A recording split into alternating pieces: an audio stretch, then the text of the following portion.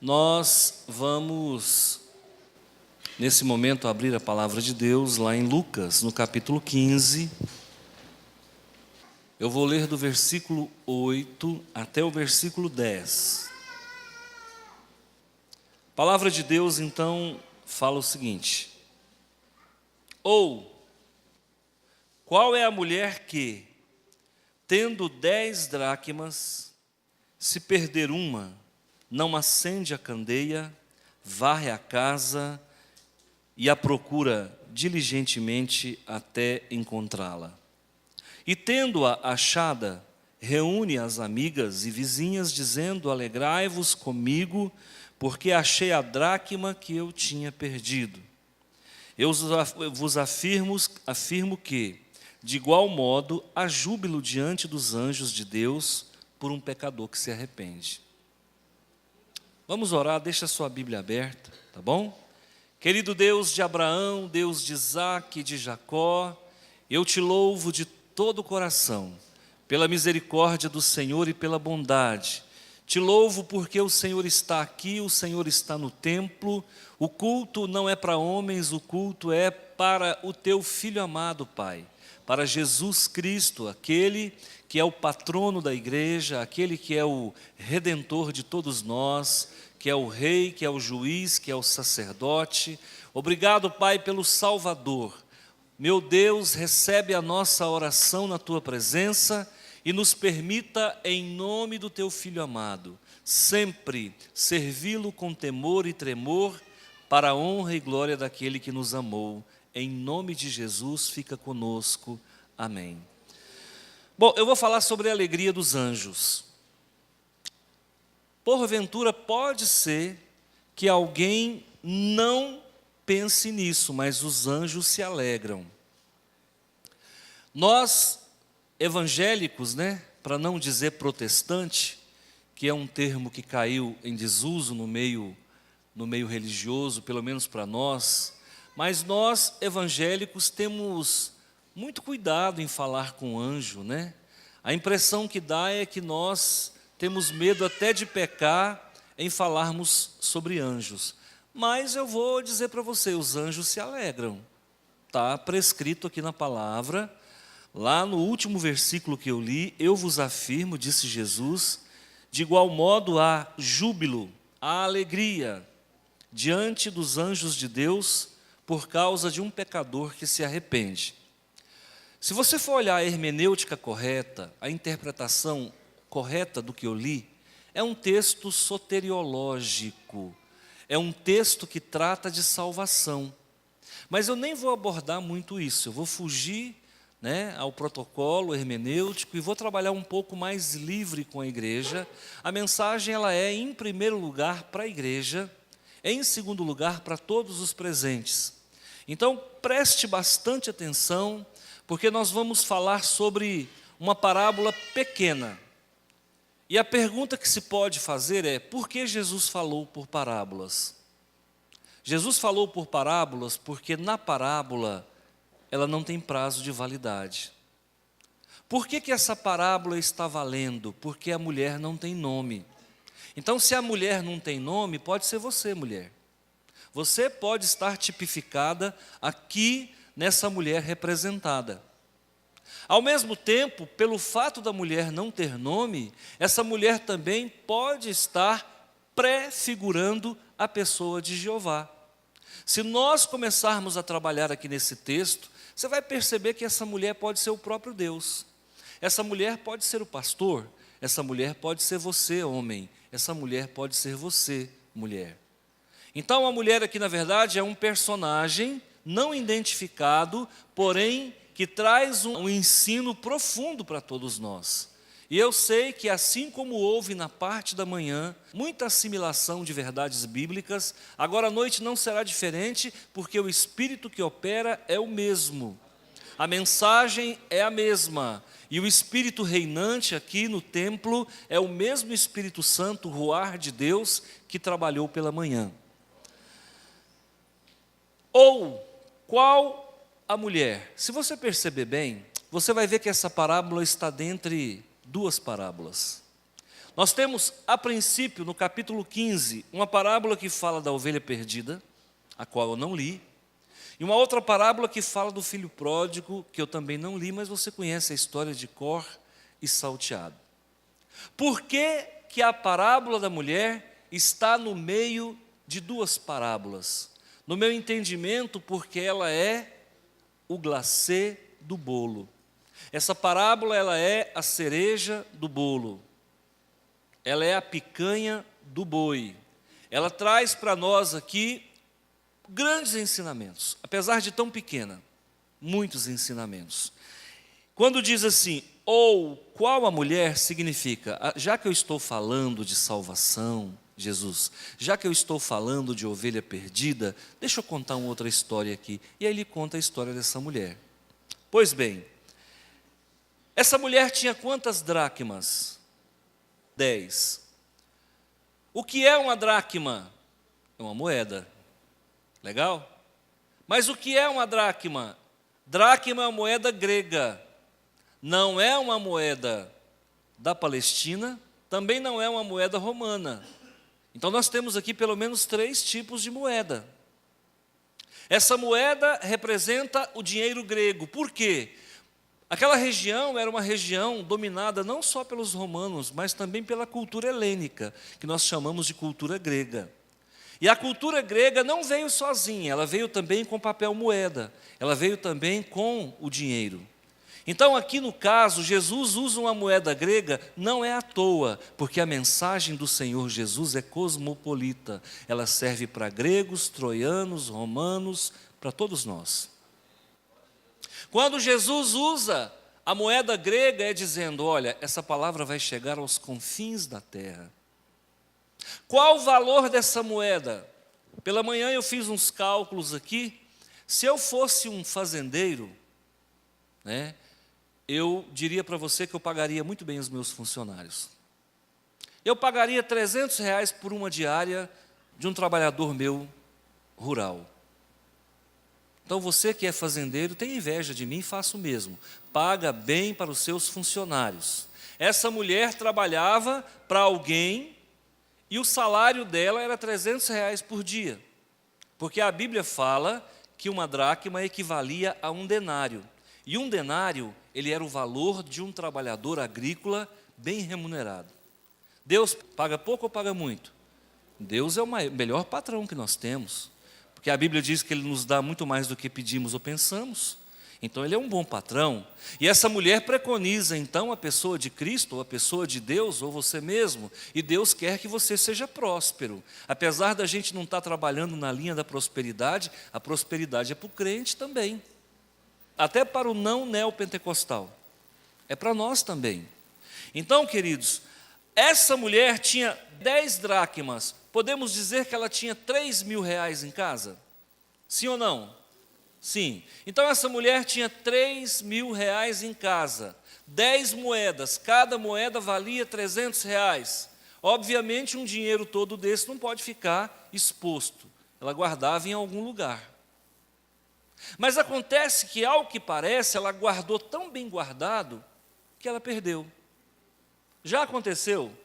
Além de acontecer com a minha esposa, já aconteceu com outra esposa aqui? Quais as esposas que são acometidas por esse lapso cotidiano, recorrente da memória? É, né? Pois é. Então, se você guardar muito bem guardado, você vai perder. Tá bom? Quem entendeu, diga amém. Parece que estava de noite quando essa mulher perdeu o dinheiro. Será que ela estava mexendo no dinheiro escondido do marido? Será que ela esperou o marido dormir? Porque não é toda mulher. Dizem que dinheiro de mulher ninguém vê. Eu vejo. Eu só não ponho a mão, mas eu vejo. Mas eu vejo uma vez só, é rápido, ele já desaparece. E normalmente ele é desaparecido, né, um fenômeno Copperfield, ele é desaparecido nos shoppings da vida. Amém ou não? Só os homens disseram amém. Olha, deixa eu falar uma coisa para você. Ou estava de noite, ou a casa não tinha janela. Por quê? Por causa do que vai vir depois. Eu vou entrar nisso já já. Pois bem, ela perdeu essa moeda na rua? Ela perdeu onde? Em casa. Isso nos ensina alguma coisa, sim ou não? É dentro de casa que nós temos as maiores derrotas da nossa vida. E é dentro de casa que nós perdemos a mulher. É dentro de casa que a gente perde os filhos. É dentro de casa que a gente perde a paz. É dentro de casa que a gente perde a alegria. É dentro de casa as nossas maiores derrotas. E Jesus conta essa história tão pequenininha, mas é como eu disse, ela é a cereja do bolo porque ela é deliciosa de se meditar nela. Que eu me lembro, eu nunca preguei sobre isso. Essa semana foi corrida para mim, foi difícil essa semana. Mas eu consegui vencer ela. E ontem à noite, eu estava tão cansado, porque o dia que você me vê enjeitar churrasco, você pode saber que tem qualquer patologia muito grave. E eu deixei os meninos fazendo a comemoração dos boas-vindas, né? Me abasteci não tão bem como de costume, eu até fui bastante modesto, né? Sociabilização, e fui deitar. Mas eu já tinha meditado sobre o que pregar e não vinha nada na cabeça. De repente eu olhei esse texto e falei, nossa, eu nunca preguei sobre isso. Está aqui um bom texto para se pregar. Essa mulher perdeu a sua moeda dentro da sua casa, e eu digo para você que está aqui hoje, que talvez está amargando uma derrota qualquer, você também perdeu alguma coisa dentro da sua casa, dentro da sua família, dentro do seu convívio familiar. Acontece que quando essa mulher perde, ela toma 3 medidas muito importantes. Diga: eu entendo que em caso de perda, eu preciso agir. O que você faria? Vamos aprender com ela? Por que Deus usou a mulher? Poderia ter usado o homem? Poderia. Mas usando a mulher, o Senhor acaba projetando de forma muito grandiosa, porque as mulheres eram minorias naquele tempo, e o Senhor Jesus amava as mulheres e ama até hoje. As mulheres eram discriminadas. O salário da mulher era um salário inferior. E você sabe que até 1940, no governo de Getúlio Vargas, né, o Estado Novo, até ali a mulher era muito discriminada, nem direito a voto ela tinha. Então a mulher lutou nesse movimento feminista, né, meio descaracterizado da palavra de Deus, mas ela lutou para ter direito ao voto, ela lutou para ter um salário compatível com o do homem. Jesus está colocando uma mulher como trabalhadora agrícola e ganhando um salário de homem. Será que Jesus era a favor das mulheres ou não? Jesus não queria que a mulher ganhasse menos de 1 denário por dia. E é por isso que ele usa a mulher, dizendo: as mulheres também têm direito ao seu salário. As mulheres também têm o direito de serem iguais aos homens. Jesus está aqui dando uma tacada de mestre e ensinando para a posteridade. Não enxerga quem não quer. O grande problema é que as pessoas olham para a Bíblia e só enxergam aquilo que querem enxergar, aquilo que convém, mas Jesus fala aquilo que não convém para quem não quer ouvir. E ele está dizendo: mulheres, vocês são tão importantes como os homens, e vocês merecem um salário igual ao do homem. Se o salário do homem era 1 denário, receba você 1 denário também. Quando essa mulher percebe que ela havia perdido algo que ela guardava debaixo de 7 chaves, algo que ela cuidava, algo que ela, no bom sentido, chocava, que ela mimava, que ela olhava, quando ela percebe então que houve uma perda, imediatamente ela toma 3 atitudes, e você vai tomar a partir de hoje 3 atitudes muito importantes em relação ao seu sofrimento, em relação à sua dor. Pensa comigo aqui, não precisa levantar a mão. Quem está passando por problemas aqui? Eu te pergunto, o seu problema está dentro do teu convívio familiar, dentro da tua casa, dentro da tua intimidade, ou ele está do lado de fora? você vai ver que 90% dos nossos problemas são dentro da nossa casa. É dentro de casa que nós perdemos os filhos. É dentro de casa, irmãos, que o nosso casamento vai a pique. É dentro de casa que a nossa saúde se descontrola. É dentro de casa que a gente perde o sono, dorme mal dormido e acorda com mau humor. Então a nossa casa, ela é o lugar mais precioso da nossa vida, o nosso lar e a nossa família.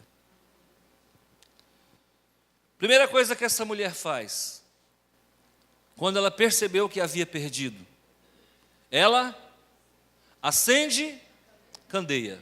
O que é candeia?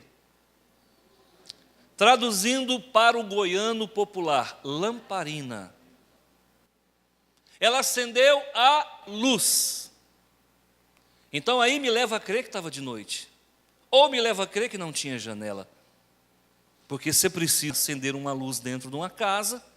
As novas construções dos dias de hoje, elas têm até clarabóia. Além das janelas, elas possuem um local de ventilação e de iluminação para que você possa economizar energia. Se fosse nos dias de hoje, talvez ela não precisasse fazer isso. Mas então ela acende a luz, ela acende a candeia para ver se conseguia rever o prejuízo. E você? Diante das perdas que você tem tido, você tem sentido a luz? Pastor, de que o senhor está falando? Eu estou falando do que você quiser que eu fale. A palavra de Deus se renova a cada dia. E eu estou dizendo para você que o teu problema, se você não acender essa luz nele, você pode contratar o melhor advogado. Não vai resolver. Se você não acender essa luz, que é a palavra de Deus na tua vida, você só vai ter derrotas, perdas. Você vai começar a contabilizar todas as perdas, porque é só perda. As pessoas têm tentado viver sem Deus, ninguém vive sem Deus.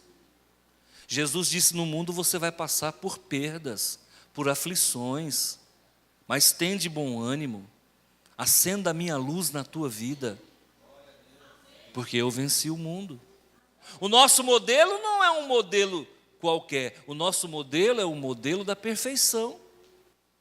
Então acenda a luz de Cristo dentro da tua casa, traga para a tua casa a palavra de Deus. Os momentos mais difíceis da minha vida normalmente ocorrem à noite, e estão prescritos na palavra. E o salmista Davi chama de terror noturno. Quem é que nunca acordou numa noite com terror noturno? Quem é que nunca acordou numa noite com confusão mental?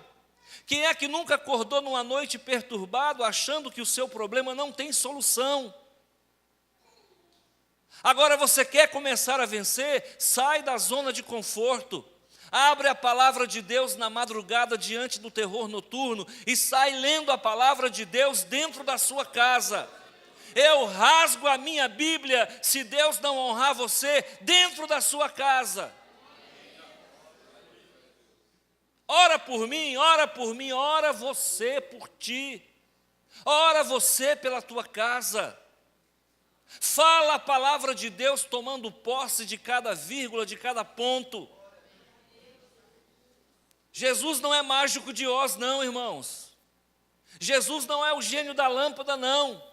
Ele nos dá a receita e toda vitória passa por Ele, mas você tem que introjetar e fazer a tua parte, porque a dele Ele sabe fazer. Palavra de Deus, Bíblia, virou deserto na casa de muito crente.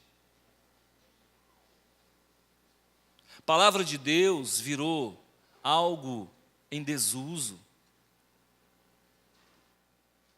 Leia a Bíblia com os teus filhos antes deles dormirem. Existem demônios mirins. Existem demônios que são demônios que afligem crianças. Elas acordam sobressaltadas dizendo que tem alguém no quarto.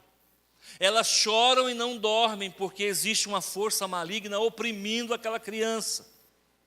Aí você não toma pé, não acende a luz, o teu filho vai desenvolver algumas psicopatias, como ansiedade, medo. Sabe por quê? Porque a gente não acende a luz da palavra de Deus dentro da nossa casa.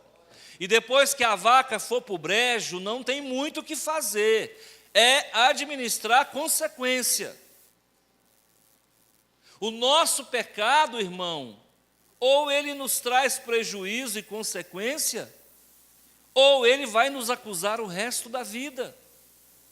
Então nós, como povo de Deus, nós não podemos terceirizar comportamento que é nosso. Pastor, eu tenho um filho problema, eu tenho uma filha problema. Escreve uma coisa que eu vou te dizer: filho não rouba, filho herda. Teu filho não roubou nada de ninguém, ele herdou de você e do teu cônjuge. E eu digo mais, os filhos existem para nos esbofetear. Para dizer, pai, eu sou uma cópia fidedigna do Senhor. O orgulho que existe no Senhor habita em mim. Porque os nossos filhos são gerados. Eles não foram feitos com pai nem marreta. Eles foram feitos através do nosso DNA. Filho não rouba, filho herda. Põe isso na sua. Ai, pastor, o meu filho é muito complicado. Com certeza essa complicação foi herdada. E nós, na nossa imperícia, na nossa imprudência, perdemos os nossos filhos.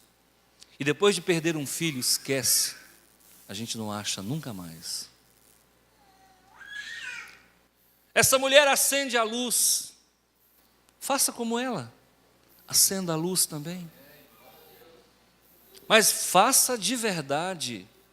Não fica jogando nas costas da tua mulher, não. Porque o provedor da casa é o marido. Aí quando o marido não faz, Deus tem que usar uma mulher aqui. Você sabe por que Deus está usando essa mulher aqui? Porque o marido com certeza ficava preso no futebol. Você sabe por que Deus está usando essa mulher aqui? Porque o marido não quer vir para a igreja. Não queria ir para a sinagoga. Então ele teve que usar uma mulher. Você sabe por que Deus está usando uma mulher? Porque quando acaba o gás, é ela que põe o bujão nas costas e vai comprar, porque o marido não levanta o pé, não arreda. Aí fora a gente chama de poupança pesada. Estou melhorando o texto, hein? É um pouquinho pior.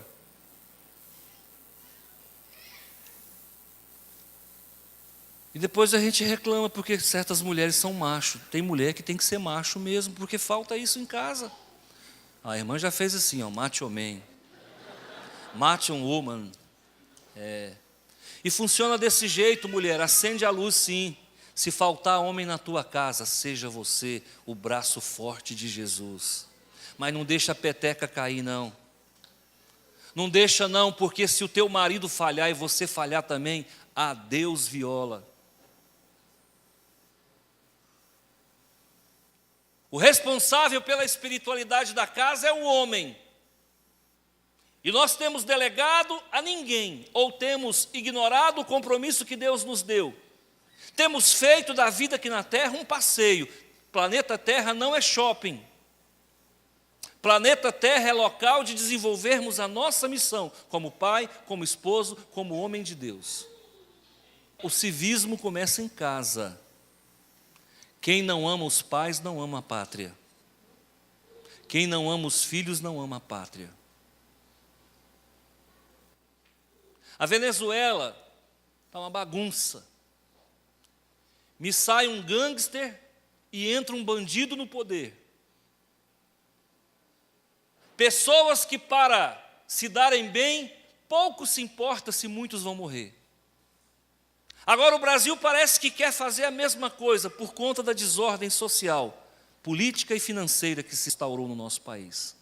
E é você, pai, que vai dizer para o seu filho. Teve aí um dia de paralisação, sabe se eu fui lá? Claro que não. Não foi eu que quebrei o país, não, irmão. Não foi eu, não. E nós estamos colhendo frutos de termos votado errado. E aí, vigia o teu filho, Porque senão daqui a pouco vai virar uma Venezuela isso aqui. Gente morrendo na praça, vandalismo. Porque esse povo aí é o povo do quanto pior, melhor. Esse povo não tem compromisso com o civismo, não, sabe por quê? Esses políticos que estão aí não são pessoas com compromisso com a nação, sabe por quê? Porque não tiveram família. Porque quem tem pai, quem tem mãe, quem recebe valor de pai e de mãe, não quebra a vidraça do vizinho. Não quebra. Você quer fabricar um delinquente? Quando ele quebrar a vidraça do vizinho, vai lá e paga. Você quer criar um delinquente? O dia que ele chegar com o ovo roubado, você frita e come. Nós perdemos os nossos filhos dentro de casa. Um dia, quando criança, eu inventei de comer os biscoitos da vizinha. Em cima da mesa, eu era muito criança, mas já era mal. E a mulher tinha feito uns biscoitinhos, e era 5 horas da tarde, eu estava numa fome. E eu falei com o filho dela, minha mãe conversando com ela na sala, minha mãe não lembra disso, mas eu lembro que o mal feito não sai da cabeça da gente.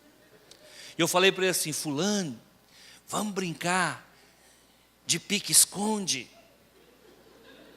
Ele falou assim, vamos. Ele falou assim, onde é que eu vou esconder? Tanto que ele era bobinho, né? Ele perguntando para mim onde que ele ia esconder. Eu falei, você vai esconder lá no quintal. Aí depois, na hora que eu te achar, você vem e me pega aqui, eu vou esconder aqui para o fundo, aqui para o outro lado. De forma que eu ficasse passando perto da mesa e olhando o biscoito. Eu criei uma estratégia para roubar biscoito. E aí, então vamos lá, vamos. Você esconde primeiro. Ele ia. Ele escondia lá, eu passava na mesa, metia a mão no biscoito, enfiava na boca, ia comendo. Chegava lá, tocava nele, voltava, pegava outro biscoito, enfiava na boca. Por fim, meu amigo, eu comi o prato de biscoito todinho. Pensa num show de pancada depois, amigo. Sabe por quê? Essas mínimas coisas precisam ser corrigidas. Um dia uma irmã comprou um fogão, desse fogão industrial. Você sabe que ele é feito de lata de litro de óleo. E ela comprou esse fogão todo laqueado, pensa num trem bonito, 2 bocas. E colocou na sala e chamou nós para fazermos um culto. Nós fomos. O pastor, a mulher e as 2 anjinhas dele. E o fogão, ele tem uma plataforma embaixo para colocar alguma coisa que na verdade não suporta nada. E as meninas acharam que era para sentar. Naquela latinha que fica, aquela plataforma embaixo. Está sabendo o que eu estou falando? E nós começamos o culto. E as meninas do pastor não param não, meu amigo. Ali é no 12, elétrica. E daqueles pais que falam assim, quieta, fulano, olha que gracinha, quieta. Você acha que esse menino quieta? E aí elas subiram na plataforma do fogão. E eu vi quando a plataforma fez assim, ó. Nem fogo entortava daquele jeito. Quando viu, a barriguinha do fogão sentou no chão e o fogão arqueou, ele virou um U. Ele virou uma antena parabólica, ele fez um U. E a irmãzinha estava dando suador, a irmãzinha fazia assim, porque ela deve ter comprado em 10 parcelas, ela fazia assim, ó. Sabe o que aconteceu quando acabou o culto? Acabou o culto, a gente foi para casa. Nós vivemos felizes para sempre, mas a irmã teve que mandar arrumar o fogão. Ilumina, irmão, a tua casa. Acende a luz da tua casa. Corrige o teu filho. Esses psicólogos que falam que não pode bater em filho, são os responsáveis pelos delinquentes que nós temos hoje. Pode sim, irmão, você não pode espancar. O bichinho já tem uma poupança redondinha, gordinha, é para receber carícias, viu? A Bíblia manda usar a vara, não o porrete, vara. De preferência aquela que quebra, porque eu apanhava com vara de goiaba, o negócio é federal. Segunda atitude dessa mulher, acendeu a luz, depois ela teve que varrer. E eu acho que essa mulher fez uma varredura que é a que Jesus quer que você faça na sua vida. Que varredura que é, pastor? Começa varrendo as mensagens do celular do seu filho. Você já olhou no WhatsApp o que chega no celular do seu filho? Você já olhou com quem que ele está conversando? Ou ela está conversando? Você já olhou, já fez uma varredura nas amizades? Você já fez uma varredura na casa de quem seu filho está? Não, pastor, ele disse que foi para a casa da coleguinha. Você foi lá ver se estava lá mesmo? Porque se você não cuidar, tem quem cuida. Da porta para fora está cheio de pessoas querendo cuidar daquilo que você não cuida. Fazer varredura é isso, é dar manutenção. Ser pai é dar manutenção o tempo todo. Não é oprimir os filhos, não é subjugar os filhos, não é anular o filho, mas é dizer: filho, eu estou com você e não abro. Não abro, inclusive, de fiscalizar a sua vida. E é por isso que o mundo vai de mal a pior. Você quer fazer uma varredura? Faz a varredura na cama. Que hora que teu filho levanta? Geração que acorda ao meio-dia e dorme às 3 da manhã. Mas não é trabalhando não, é na internet. Você procura um homem de 60 anos, 70 anos e olha que hora que ele acorda. Dá uma olhada. Olha que hora que a nossa geração, o povo acordava cedo. Porque o dia começava antes do sol nascer. Nós, querendo dar conforto para os nossos filhos, acabamos estragando os nossos filhos, perdemos eles dentro de casa. Pai, eu quero isso, toma. Pai, eu quero aquilo, toma. E vai empurrando coisas nos filhos. Diga não. Deus diz não para nós. Tanta coisa que você está pedindo para Deus aí, Ele nunca te respondeu e talvez nunca vai te responder. Deus não te ama? Ele ama tanto que mostra para você que Ele não é o gênio da lâmpada. A gente não sabe o que fazer com bênção. Fala a verdade. A gente não sabe o que fazer com a bênção. Eu já tive pessoas aqui que orava para um casamento, o dia que casou não deu valor. Deus manda a bênção, você devolve. Então, queridos, começa a fazer varredura na sua vida. Começa a fazer varredura nos teus pensamentos. Elias, o dia que resolveu fazer varredura, matou 800 profetas. Falso profeta.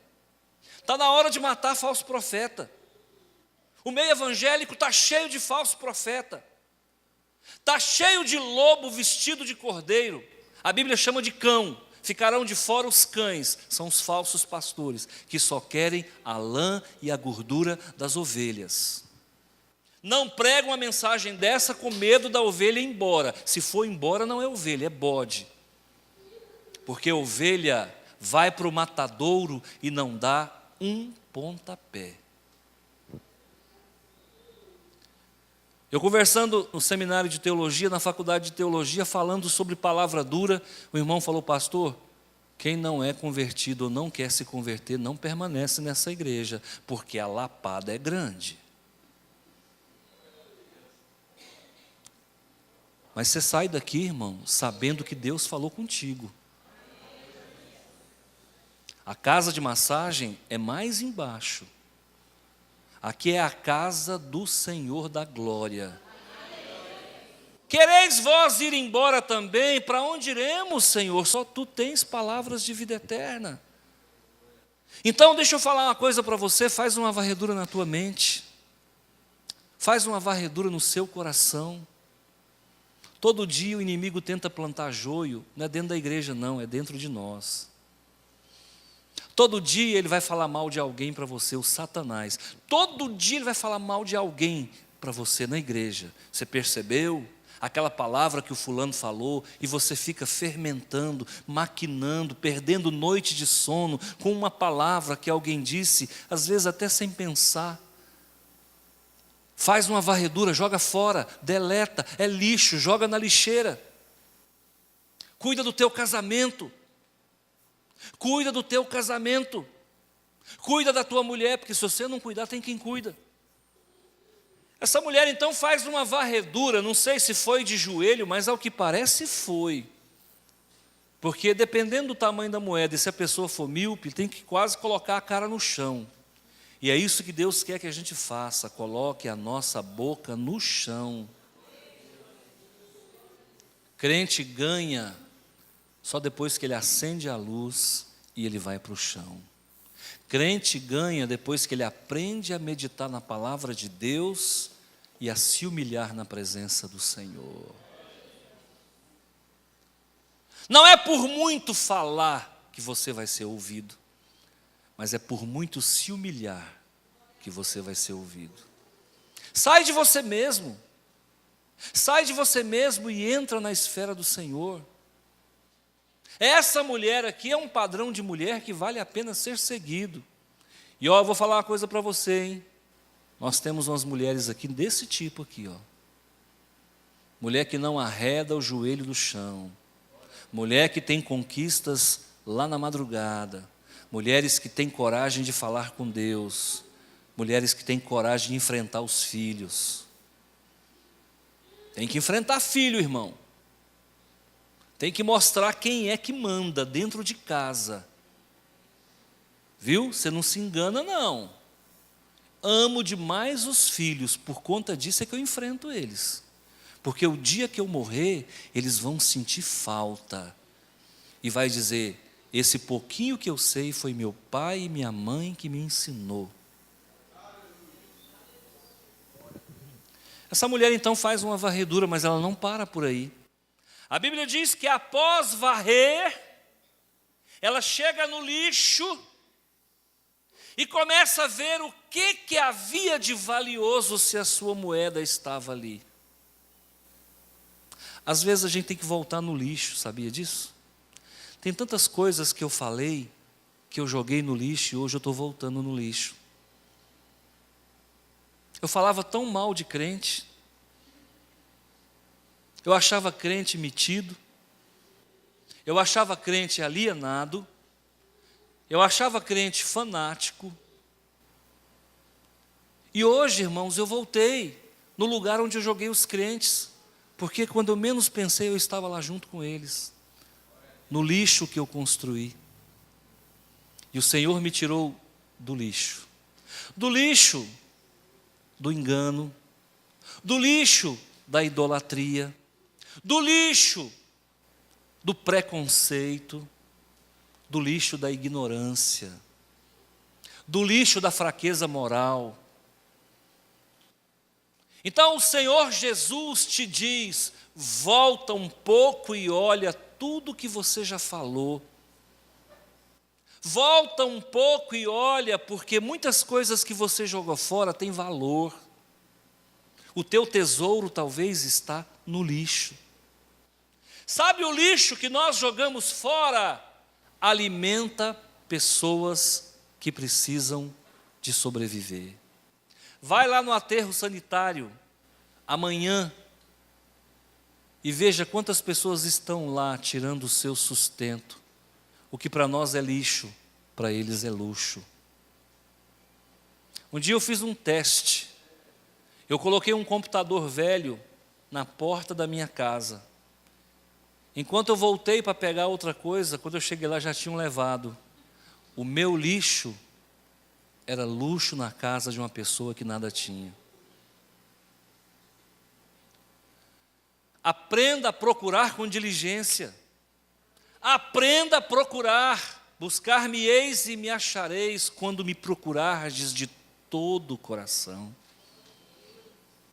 Aprenda a ir a fundo nas coisas. Não para pelo caminho, não. Olha com critério. Avalia com esmero. Seja alguém que faça o retorno, dê o feedback. Vamos aprender como essa mulher aprendeu. Procura diligentemente até encontrar, não para não. Não para não. Pastor, meu marido não é convertido, por que você jogou a toalha? Pastor, o meu filho não quer vir para a igreja. E aí, você vai ficar contente com isso? Não é para você ser enjoado dentro de casa, não.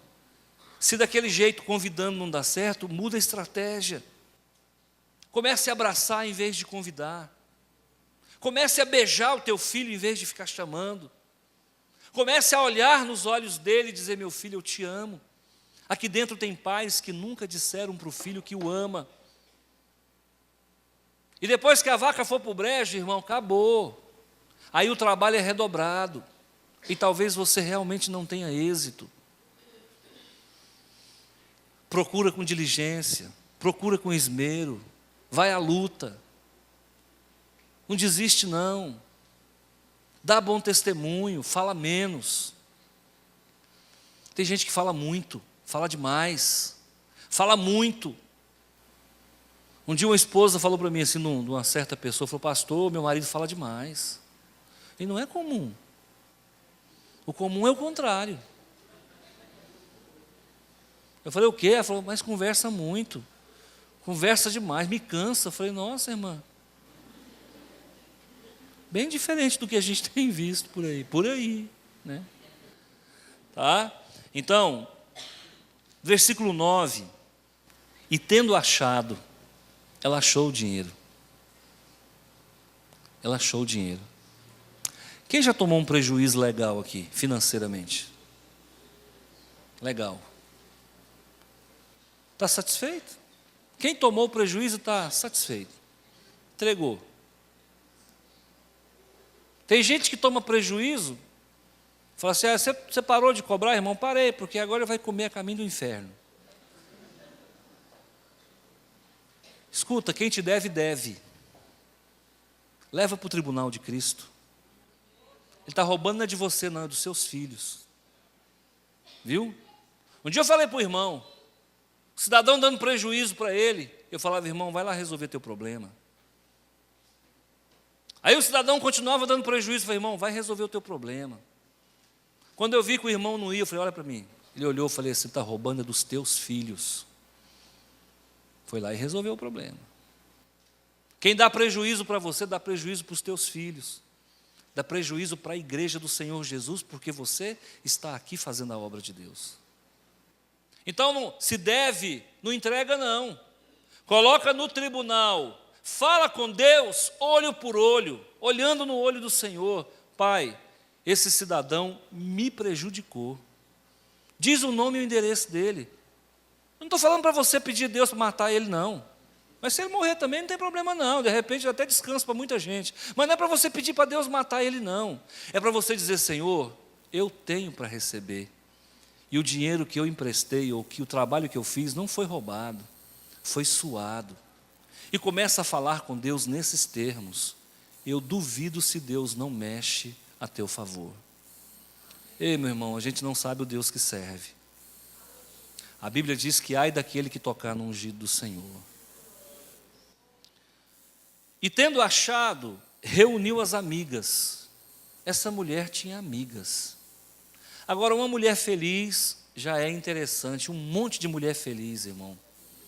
Você imagina, eu não sei qual a festa que estava melhor. Se era a festa das mulheres ou se é a festa dos anjos. Reuniu as amigas e vizinhas. Nossa, é gente demais. A mulherada está tudo no salão. Dizendo: alegrai-vos comigo. Porque uma mulher, quando está alegre, ela acaba alegrando a outra, não é? Alegra a outra. E quando uma está triste, a outra faz a outra chorar e chora todo mundo. Mulher é engraçada, elas funcionam coletivamente, né? Aí elas: alegrai-vos comigo, porque achei o dinheiro que eu tinha perdido. O que é isso, irmão? Isso é que você recebe a bênção e você não compartilha a bênção. Isso é que você recebe a bênção e não testemunha para a glória de Deus. Tem muita gente aí sendo abençoado por Deus, esconde. Vem aqui, faz um pedido, Deus responde. Sela, não sela não. Compartilha a tua alegria, diz: olha, Deus foi fiel. Aquele cara estava me devendo há 2 anos, ele passava por mim e não me cumprimentava. Deus está falando com alguém aqui, viu? Deus está falando com alguém aqui. Aquele cara passava por mim e não me cumprimentava. Ele me ligou, pediu para mim ir até onde ele estava, ou disse que ia fazer o depósito, pediu o número da conta, e ele fez o depósito, me pagou, nem pagou o juro, mas também nem quero. Crente nem pode cobrar juro. E aí sabe o que acontece? Chama os irmãos e fala, Deus é fiel. Porque o teu testemunho vai nutrir a fé de quem está passando pela mesma situação. Tem gente que fala, pastor, eu não sei evangelizar ninguém. Eu tenho dificuldade de falar de Jesus para as pessoas. Já que você não consegue falar de Jesus para as pessoas, fala o que Jesus fez na sua vida para as pessoas. Estou passando por um problema. Irmã, eu já passei por isso. E Deus operou na minha vida. E pode deixar que o Espírito Santo sabe fazer a parte dele. É Ele que convence. Quando você menos pensar, a pessoa vai dizer assim, onde é que é a sua igreja? Eu quero conhecer esse Deus seu mais de perto. Aí sabe o que acontece? Não só as mulheres vão festejar, os anjos vão saltar de alegria, porque é a festa no céu quando um pecador se arrepende. E eu vou dizer para você que hoje é a festa no céu, porque quem tem recebido essa palavra e tem entendido que está falhando, está se arrependendo, os anjos estão fazendo festa, porque Deus vai operar na sua vida através dessa palavra. Porque se essa palavra não é capaz de operar na tua vida, essa palavra não é de Deus, ela é minha, e eu não consigo te ajudar em nada. Mas Deus pode. Diga eu, a partir de hoje, acendo a luz de Deus na minha vida. A partir de hoje, eu faço uma varredura na minha casa, no meu coração, na minha boca, nos meus pensamentos. A partir de hoje, eu vou buscar a minha bênção, até o Senhor entregar. É isso, irmãos. É isso que nós temos que fazer. Nós não somos pugilistas e Deus precisa de nocauteador. Não importa o golpe que você tem levado, bata com Cristo e bata com força. Ser bom, irmãos, não é concordar com as pessoas. Ser bom é dizer, você está errado. Não é isso que a palavra de Deus ensina. Diga não. Você por acaso é Pôncio Pilatos? Que para poder manter o seu status quo deixou matar Jesus? Covarde? Sabia que Jesus não tinha culpa? Não foi homem para dizer, vocês não vão matar esse rapaz aqui não. Ele não fez nada de errado. Ele tinha lá milhares de soldados, legiões dentro, guarda pretoriana, dentro do palácio de Antônia. Ele podia muito bem comprar a briga de Jesus e dizer, esse aqui vocês não vão matar não, mas foi covarde, foi omisso. Nós não podemos ser omisso não, está errado, diga, está errado, doa quem doer. Nós somos filhos do Deus Altíssimo, e o Deus Altíssimo açoita aqueles que Ele ama. Mas o nosso Deus é o Deus que rasga e é o Deus que costura. É o Deus que faz a ferida e fecha a ferida. É o Deus que te chama para o arrependimento e te enche de júbilo e de alegria. É o Deus que aponta o teu erro, mas te perdoa todo dia e toda hora. Aprenda a agradar a Deus, irmão. Seja positivo com Deus. Não seja conivente com o erro. Não faça consórcio com o mundo. Não aceita coisa errada na sua vida. A única coisa que a gente tem é o nome de Jesus na nossa vida. É o sangue de Jesus. Se nós perdermos isso, o que nós somos, irmão? Tira Jesus da nossa vida, sobra o quê? O que tem de pastor aprovado por homens e reprovados por Deus? O que tem de pastores aí, irmãos, esnobando, e na verdade não tem salvação em Cristo Jesus.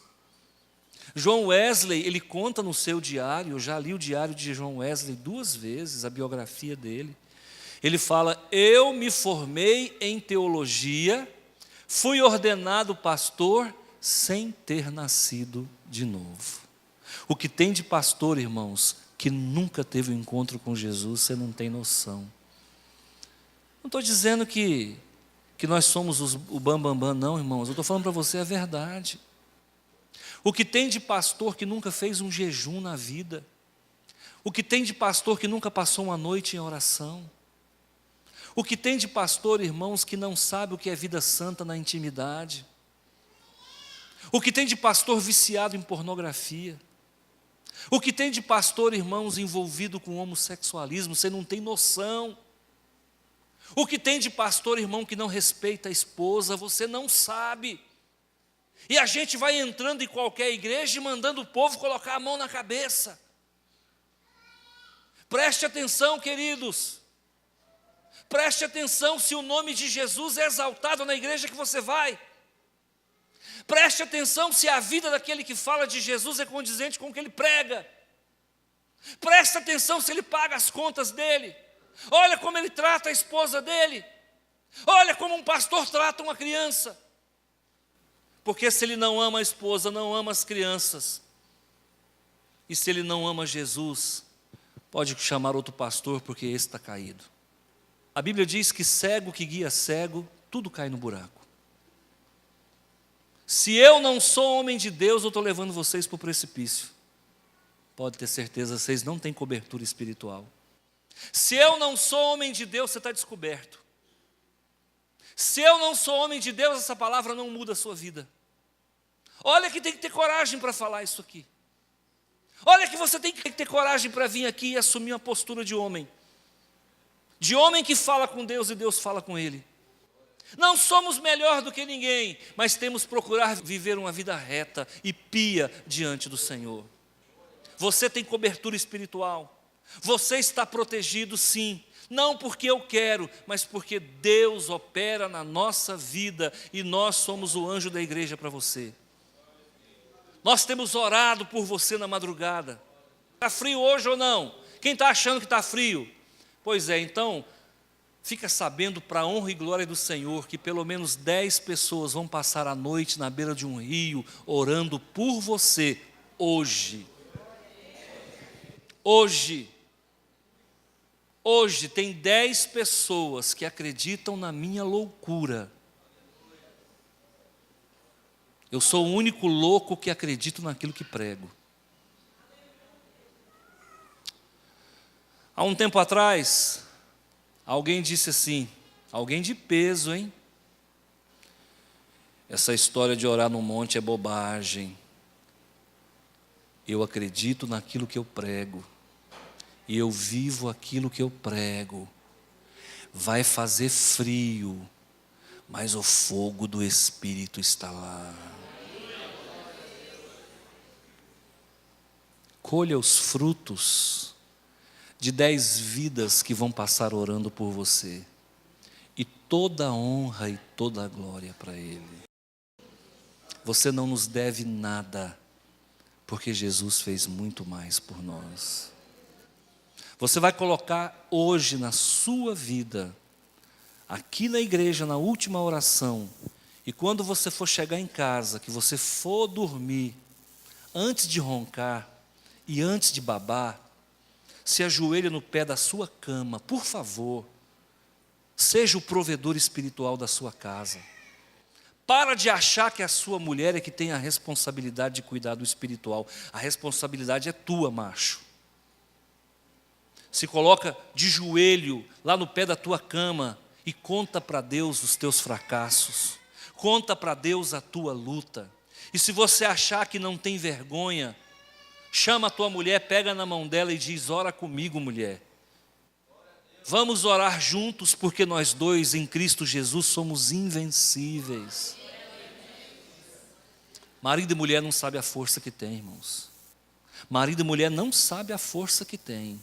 Não se mete com um casal que ora, não. Demônio que entra na vida de um casal que ora, entra para ser envergonhado, humilhado. O problema é que a gente não faz essa ligadura. Nós não pegamos na mão do nosso cônjuge como deveríamos.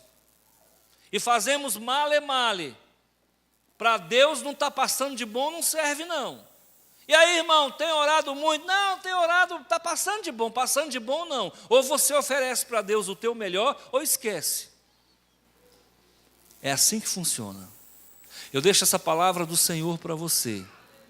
Quem é a mulher da dracma perdida? Diga, sou eu. Toma posse. Amém? Amém? Fala pouco. Fala pouco.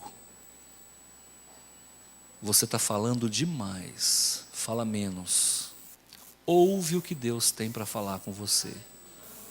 Enquanto a gente fala, a gente não ouve. Ou o cérebro funciona para a gente falar, ou ele funciona para a gente ouvir. Tá bom? Feche os seus olhos, eu vou orar com você.